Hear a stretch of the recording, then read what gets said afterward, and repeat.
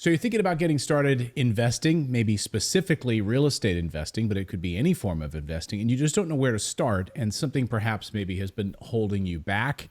You think, oh, I can't do this.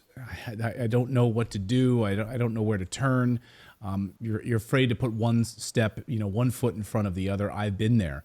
And you start to study, and maybe you get overstudied, and you get sort of analysis paralysis, and you don't know where to begin. I always think it's instructive to talk to normal investors and get a sense of how they've done it. And that's what today's show is all about. We wanted to invite on a bit of a success story for us at Morris Invest, and a special guest. His name is Christopher Pound, who a number of years ago worked with us, going back to our Detroit days, started investing and has been a real estate investor ever since. And we want to share his journey, his story, and maybe you'll find it instructive as well. And you can kind of pull a few things out of his journey to help you along with yours. Christopher, welcome to the show. Thank you very much. It's nice to be here.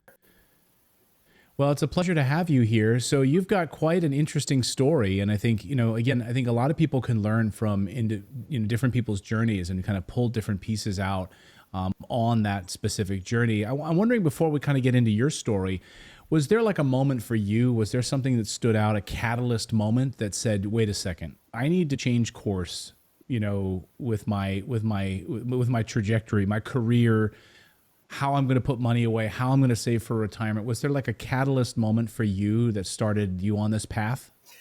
I'd say yes and no. As far as the no is concerned, I've always had this idea in the back of my mind about real estate investing, going way, way back to my college days, that I never really fully fleshed out. But yes, in terms of, at one point, like other people, I'm in a W-2 career. And at one point it was going really bad for me. Insofar, I enjoyed the work. It was great. But enjoyment at work a lot of times has to do with how you interact with other people, how you interact with your boss or other leaders of the company. And I was going through a time where I was exposed to a group of people who made my life at that job a particular hell. And that's when I hit my red line, and I said, okay, no more. I'm going to follow through with all these thoughts that have been churning in my head. I'm going to see where the current state of real estate investing is, and I'm going to pull the trigger. No matter where I am right now in my journey, I got to pull this trigger. That's great. So there was, it sounds very, very familiar. I'm sure a lot of people can relate to that, sort of that maybe toxic environment. And you're like, okay, I need to make a change. And, I think for a lot of people make friendships with those people they work with, and maybe they have one or two friends outside of work, but you are the product of the 5 people you spend the most time with. And so there was a particular time when I was in Florida and I worked at a television station, and they were some of the most toxic people I'd ever been around. They were just negative, gossipy, and it really was bringing me down, so much so that I had to separate myself from them. Having that awareness is powerful. So you start on this journey. So take me back then when you started investing. What was some of your first investments, and did they work out for you? Well, I'll take you back even farther than that, to my college days. I consider myself just like an average Joe, of course. But in college, I was lucky enough, and I know not a lot of people are lucky enough, but I was lucky enough to have my grandparents, who were rich, decided to pay for everything in my college. They decided to pay for all my expenses, my books, my housing, my tuition, everything. Wow.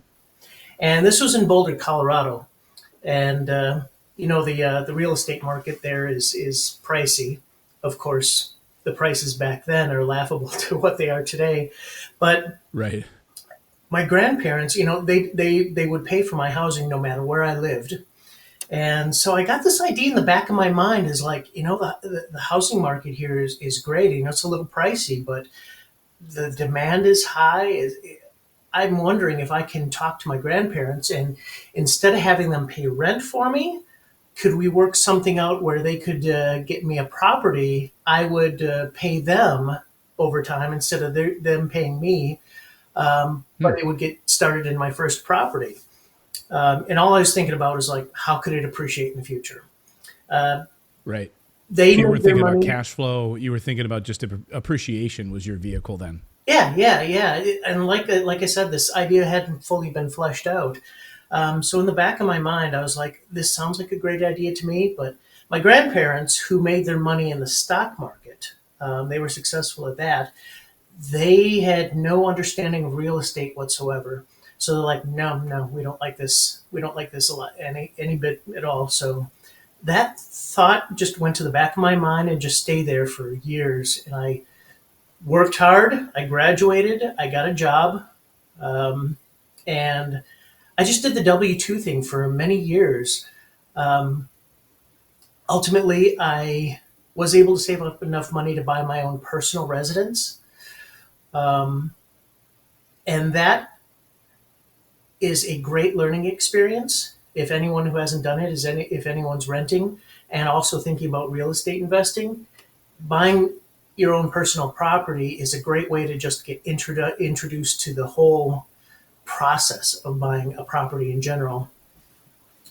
But that said, I tried to put as much money away as I could. Um, and then that red line happened in about 2018, I want to say, 5 or 6 years ago, where I just hit that point is like, I'm going to pull the trigger. I'm going to get online. I'm going to see what's going on.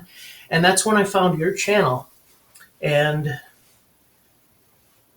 I knew you had a company where you did turnkey investing. You were working out of Detroit at the time, and but you didn't so much promote your own company like buy with us, buy with us, buy with us, as you just wanted to educate people, and I love that. And I watched all your videos.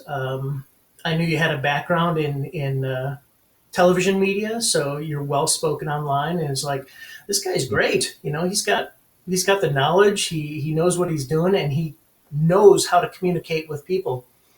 So at that point, I was like, okay, I'd been through a few W-2 jobs. I'd built up a 401k, fairly significant. Um, and I was at the point where I was in a new job. So my old 401k was moved into an IRA. And I decided at that point, I'm cashing out. And Wow. That's a I, big moment, huh? yes, it is. And I know that I could have done what you always espouse is the idea of doing a self-directed IRA. Hmm. And ultimately, I decided I didn't want to do that. And I knew that I would have to pay the taxes on that. That was going to be a very bitter pill. But I did it. I cashed out my entire 401k. I put aside the money that I would ultimately pay in taxes and penalties and all that. But I had my seed money at that time. And since I had watched so many of your videos, I was comfortable with you and your company. I scheduled a call and went through it, and ultimately ended up buying my first two properties with Morris Invest out of Detroit. And I paid for them out of my cashed out IRA, completely free and clear. So no mortgage or anything like that. Those were my first. That was my first foray into real estate investing in 2018. Wow. And just can you describe the homes? There were what, 3 bedroom, 2 bath, 3 bedroom, 1.5 bath homes, I think and they were cash both three flowing bedroom, two roughly. bath. I still own them. But yeah, 3 bedroom, two bath. They're the um, 1, 2 star neighborhoods, to be honest. But they were very sturdy properties. They were That's brick faced properties. Um, that's how I got my start. My first yeah, my first two properties were in the Detroit, Michigan area, and when I bought them for like 30,000 roughly, and they appreciated really nicely and so forth. But yeah, that was my first foray. Was that same exact market? So you and I share that in common. First two properties were in that same market. absolutely. And I thought, from time to time, maybe I'll sell these properties and just use the money to get into new build real estate. And I have a few new build real estates uh, single family residences. But to be honest, I still hold these properties. They've always been tenanted. It's yeah. I always just say, you know what? That's a hard word. They've always been rented. They've always been rented. I've had to go through very little time where they weren't. And, they're older properties, 1940s. So I've had to do some repairs or whatnot. And I have business bank accounts set aside with a cash buildup to handle those. But honestly, there's some of the best rent to value ratios that I have in my portfolio. So it's like, I'm really in no rush to part with them. They're still good performers Yeah. for me. They're great performers, actually.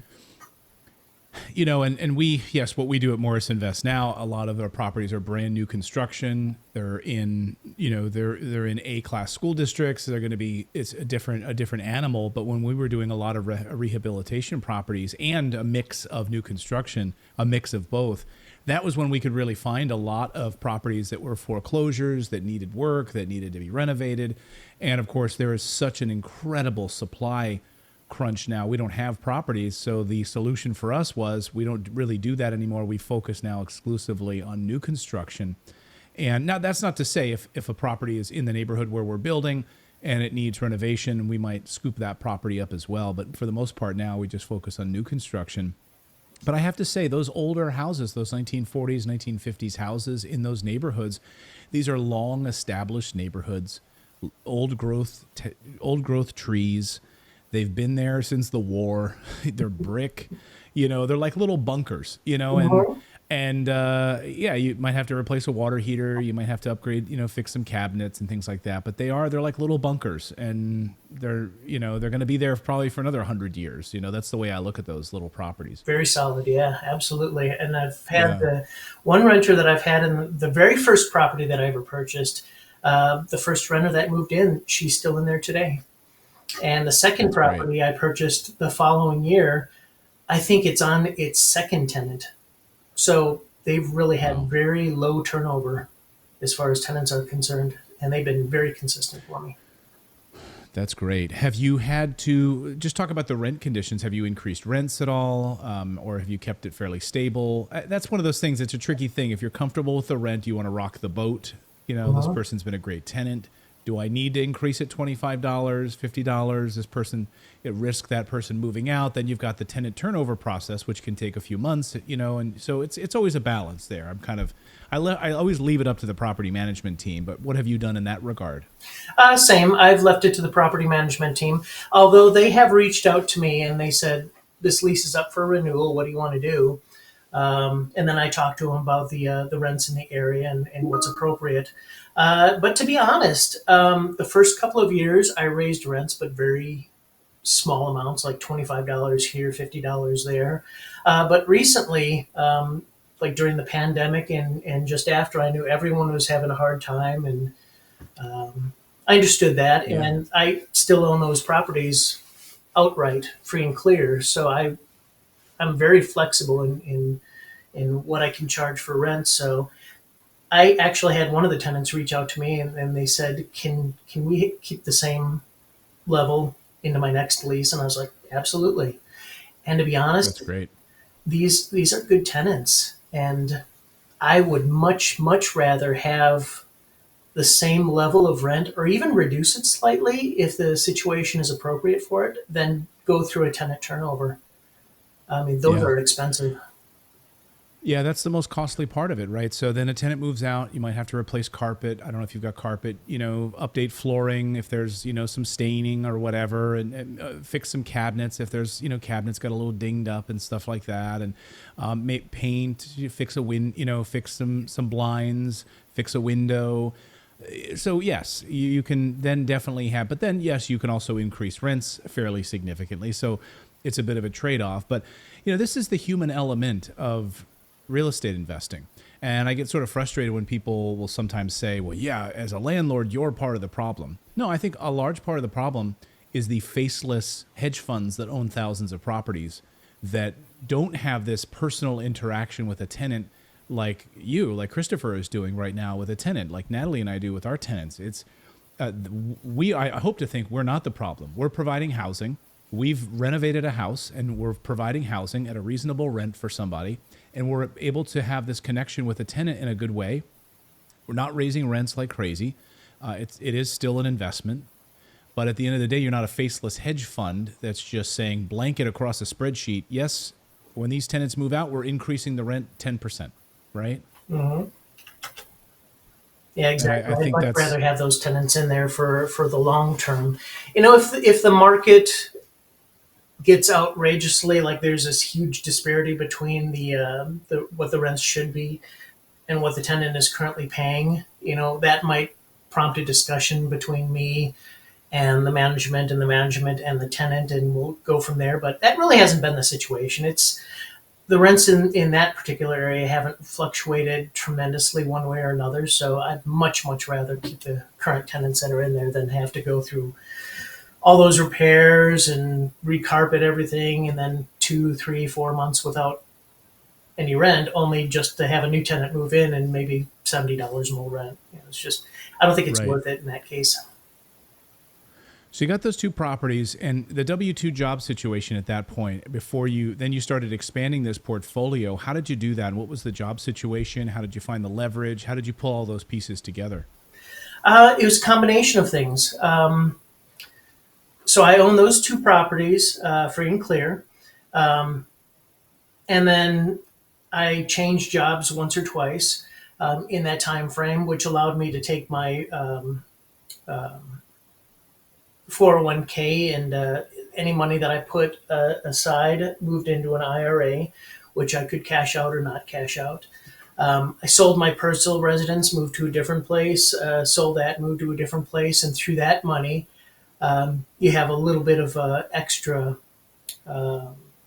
like lump sum payment from the appreciation that I got out of my personal residence. So I set some money like that aside, and then I was able to, a couple of years after the Detroit properties, I was able to buy a new build duplex in the Florida area, and this was through another turnkey provider, and they worked out of the Jacksonville area. And at the time, the prices of the new build property were very reasonable. I think it was slightly less than $300,000 for a duplex, which is probably 100 to $150,000 less than what it is today, most likely. So I'm not purchasing Wow. in Florida area anymore, but that's been another good property for me. That's great. What would you say to someone who's thinking about just getting started, like who's kind of being held back by decision-making paralysis? Did you kind of go through any of that yourself? Oh yeah, yeah, and that's when I was in college, and I spoke to that a little bit earlier. There was really no turnkey market, so to do it myself, I would have had to research the properties, fix them up myself, build that whole network. And that's something I really didn't want to do at the time. So I put that to the back of my mind and just worked the W-2 job. Um, and I know that can be that way for others. And when I came back to revisit it later, I had seen all the changes that have gone in the real estate market with companies like yourself, the Real Wealth Network, Jason Hartman, Bigger Pockets, places like that. There was this huge network of not only knowledge, but the turnkey process was there, and it was advanced, and it was very easy to do. So, recommendations for others. My first recommendation is always to get scared and get scared quick.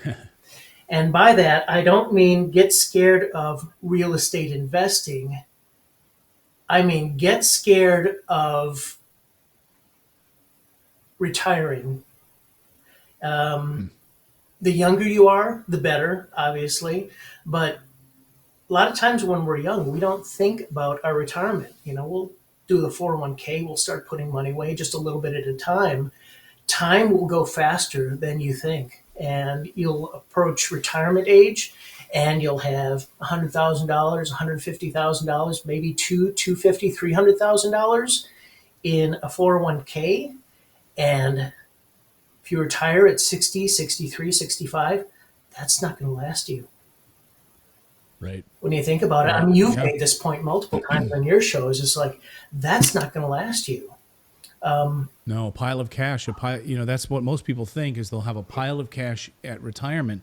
How quickly you will burn through that cash is insane, and you will have nothing left after it. You're thinking long term about cash flow investment so you can produce monthly cash flow. And that's, once you come to that realization, it is scary, but I think people need to be scared because that's how you come out of your comfort zone. Be scared of the traditional way of investing and retiring. People, if they don't have any experience to real estate investing, they're naturally scared of it, of course. Then they'll do all this research, watch all these videos, read all these books. They could get caught in analysis paralysis. But my recommendation to that would be buy one property, scrimp and Yeah. save and finagle as much money as you can. It doesn't even have to be an expensive new build property. Buy it through a turnkey company. Buy a property that's a little bit lower on the purchase scale in terms of amount. Once you buy that first property, it'll be really scary, but you'll learn from that. You'll get experience. You'll internalize that, and you'll feel more comfortable with it. Then buy your second property. Save up for your second property. That process will be so much easier.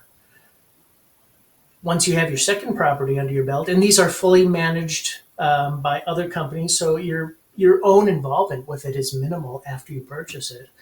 Yeah. But then buy your third property. Every single property you get to add to your portfolio after that becomes easier and easier and easier and more comfortable. And then I got an addiction to it. It's like, oh yeah, well, where do you put your money? I was like, I want to buy some properties. It's like, Yeah. I don't want to buy, collecting cards or beer bottles or whatever people collect these days. Like, I want to collect properties. That's what I want. Yeah. And I'm very comfortable with the process now. You get 2, 3, even 4 properties under your belt. This is like, it's going to be nothing. And you're going to see all the benefits of real estate investing. Not only the appreciation, which is what I was thinking back in college, but the cash flow, the tax benefits, the demand, as interest rates on loans go up and down. Oh gosh, the best time to buy is when interest rates are high. I love high interest rates. People get out of the markets. There's not as much demand. And then if you can buy a property with a high interest rate on your loan at a reasonable price and it still works for you and you're making money over and above your expenses, everything's cyclical, right? So Right. the the rates will come back down again, and then you just refi. So Yeah. now Well, you're I love locked that. into a low interest rate, and you don't have to compete for properties because you already had the property when interest rates were high. It's funny that the clients that we have right now at Morris Invest are like you. They're savvy investors. They understand that. So with higher interest rates, that's where you get the savvier investor.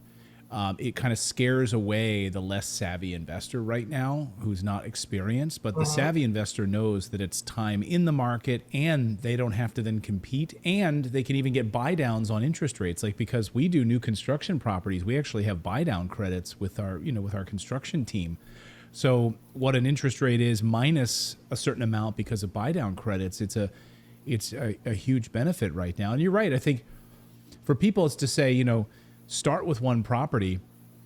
And like the properties that we do at Morris Invest, like you're going to either buy it at or below market value. So now you own a property with the bank's money and you own it. What's the word? If you don't like it, then if you don't like the cash flow and whatever, you don't like it and it's not comfortable for you and you want to be in the stock market or something, then you sell it. Now you bought it at market value or below market value. We never sell anything above market value. So now, like you were in the appreciation game, because the demand is off the charts for properties right now, we're seeing appreciation like we've really never seen before. So then you sell it for a little profit. You're like, okay, you washed your hands of it. You tried that. Now you want to go back to the stock market. Great. So just try one, right? What do you have? What do you really have to lose at the end of the day but experience, right? You get to experience this. I sat down and I told myself, I'm scared of this process. I'm scared of buying my first one. Therefore, I have to do it. And I did it. And I learned from it and I felt better about it and rinsed and repeated. I bought the next That's one, like I great. said, and I got even more comfortable. And it's like, now I'm excited and I want to keep doing this.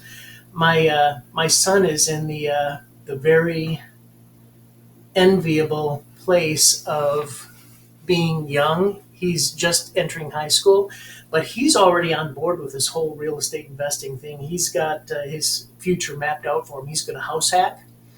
Um, Oh, that's great. he's going to, maybe Live in a 10, one 15 years. live in one side of a duplex as a house hack, live in one side of a duplex, rent out the other side. That's a brilliant Exactly. strategy. Yeah. And he knows that, once he gets a family and kids, it's going to be a lot harder to do that. So he's going to do that right away. He's going to spend 10, 15 years. He's going to live in markets where it makes sense to invest as opposed to where he wants to live necessarily. And he's gonna buy a house. He's going to get a personal loan on that as a live-in resident. He's going to pay 3-5% down to do that. So he's going to save money doing that, and then he's going to save up as much money as he can for the next one. He's going to move out in a year or two, which you have to live in the house for a year in order to move out and get another loan at that low rate or at that low down payment. And he's going to rinse and repeat that until he gets maybe 5, 6, 7 houses and or duplexes or triplexes, whatever he gets under his belt. Then when he's 30, 35 years old, he'll essentially be financially free. He can move That's and live amazing. where he wants to. He's got 5, maybe 10 doors under his belt. He can work if he wants to, doesn't have to. But he's on board with this whole thing. I wish I had someone in my life that could mentor me and do that when I was his age, but I didn't. I had to do my own Yeah. research, and turnkey was not a thing back then. So, and it is now. So it's going to be so much easier for him, and he's going to be free, and all of his friends are going to be like, "I'm going to get a good job. I'm going to work for someone else," and he's going to be like, "I might work. I might not. I might travel. Whatever. I'm free. I'm totally free." And the friends are I'm going to going be to like, live off "Oh, my sure, cash I flow. love you." Yeah. Exactly. Oh, I love that. That's great. So yeah, I mean, so you have the property, you got the properties in Detroit, you have the property in Jacksonville, and then you're in the process of doing a cash out refinance on I think on the Detroit properties. And where are you at now with your property portfolio? Are you adding another one to the mix? Adding more to the mix right now? Yep, I will be. Like I said, my first 2 properties were bought free and clear out of a cashed out IRA. Um, my next property after that, I scrimped and put together some down payment money, which I did for a duplex. So at that point, I had 3 properties, 4 doors. Um, and then I realized it's like you're not making as much money if you don't have loans out on these properties. You could take advantage of the whole tenant pays your mortgage off. So I took a cash out refi on my first Detroit property. I used that to buy new property. I got a property with your company again in Lubbock, so I came back to you. Um, so yeah, you've Welcome you've home. personally been pretty influential on my investing strategy. After I got that property, I did a cash out refi on my other Detroit property. That currently I'm holding the money to purchase. I'd like to get another Lubbock property, but we're in a Great market. yeah, yeah. We're in a unique situation right now with Congress. They're waiting to vote on what percentage of accelerated interest you can take. So my accountant and I are just, we filed an extension. We're just sitting and waiting and hoping that Congress votes on this, whether or not you can take 20% of the accelerated depreciation or 100%. The vote for 100% is expected to go through. They just need to actually do it.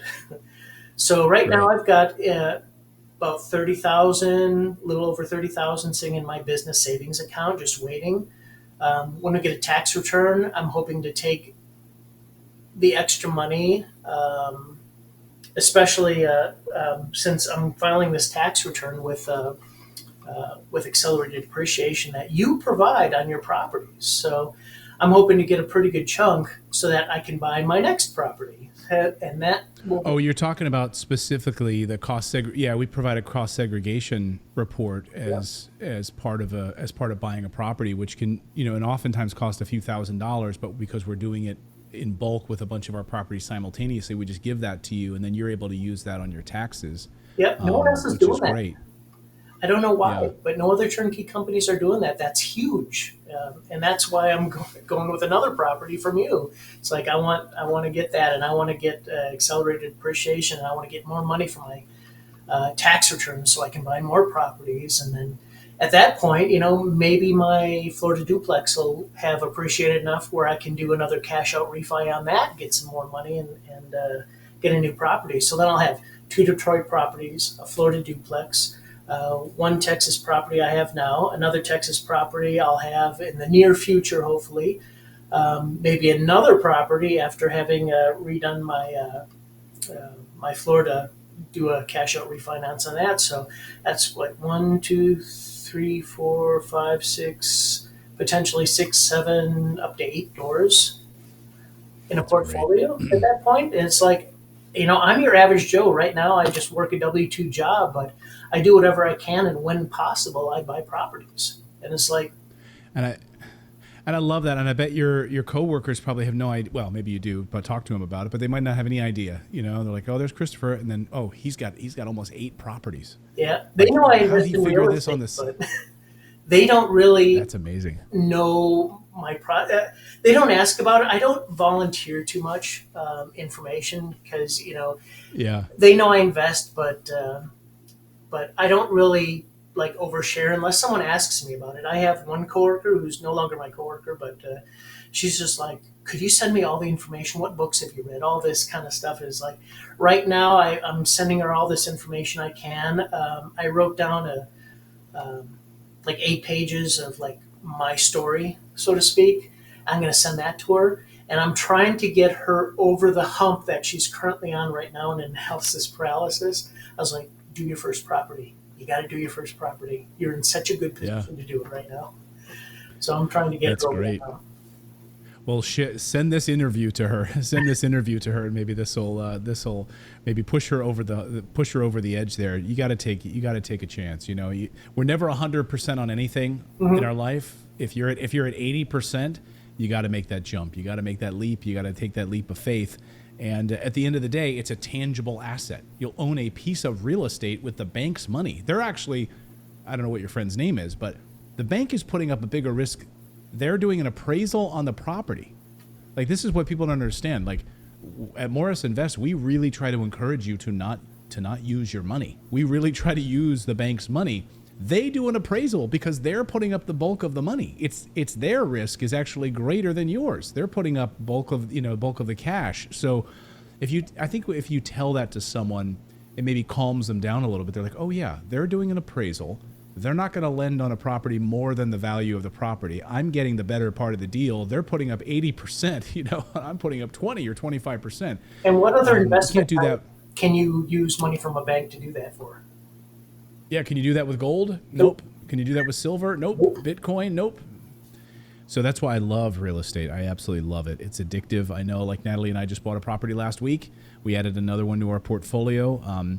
Yes, it's one of our new constructions. I try not to take them too often, but I occasionally we add one to our portfolio every few months or so, and so we added one in our Missouri market, in our Joplin, Missouri market, to our portfolio. So we kind of bounce between Texas, Missouri now, and so yeah. If anyone who wants to hear about those, feel free to reach out to us. We'll have a link in the description if anyone wants to book a call with our team, and we're happy to talk with you about it.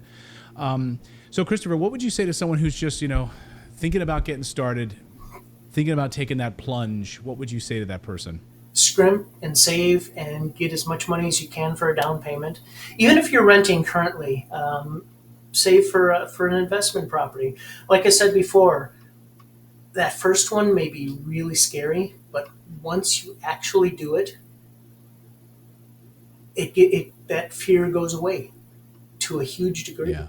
The second one, the fear is almost gone at that point. It's like, I know that first one can be really scary, but do it. Just decide. It's like, I'm going to pull this trigger. If you're uncomfortable in buying a property on your own, do a turnkey company like your company, Morris Invest, and work with Sedir Wealth, or go with another very reputable turnkey company. They make the process so easy, and once you get over that scary first buy, it gets so much easier, and you'll Yeah. realize that you're in so much better position when it comes to your future, for cash flow, for retirement. Um, yeah, just do whatever you can to get that first property. That's great. Do whatever you can do to get that first property. I love it. And I love what you also said about interest rates. You love buying when there's higher interest rates. And so people can really be held back. I think, the novice investor is really held back by the idea of interest rates, and you don't have to be. You really don't have to be. It's the absolute best Christopher, time to buy. Yeah, I agree. And because once that those floodgates open and that interest rates drop, and you think there's no supply right now, wait until you get into bidding wars with people. It's going to be, Exactly. that's what's going to happen. And if you find a property And that all your expenses are covered, who cares if you have a high interest rate? You're not paying for it. right, Someone else is. right. Yeah, you've got the cash flow that's covering your expenses, covering your mortgage, covering your taxes, and you can always renegotiate that interest rate later and refinance a year or 2 years down the line when there might be a better interest rate. But yeah, it's adding to your net worth. The tenant is paying down the mortgage, and you've added this to your tax win column, and it's a game changer. And every Well, purchase. Christopher, I've taken up a lot of your time. I could talk to you all night about this, but I want to be respectful of your time. Thank you so much for sharing your story with our audience. I really appreciate it, and continued success. I'm glad that our team has been able to help you, and I'm glad that you're able to help other people with your story and like your coworkers and so forth. So thank you so much, Christopher, for sharing your story with us. Absolutely, anytime. I love doing that. Thanks so much. And thanks to all of you for subscribing and being a part of our investing community here. We don't have all of the answers, but we're navigating this world together, trying to educate you, doing what we can to bring education to you. And it's all free. Everything is free here on this channel for you to take action, start on your journey, to learn, to write down notes, and to seek books that we mention and talk about. And all it takes is just that one little moment to take action, like Christopher said. And I think it can change your life. Real estate can change your life. So thanks, everyone. We'll see you real soon.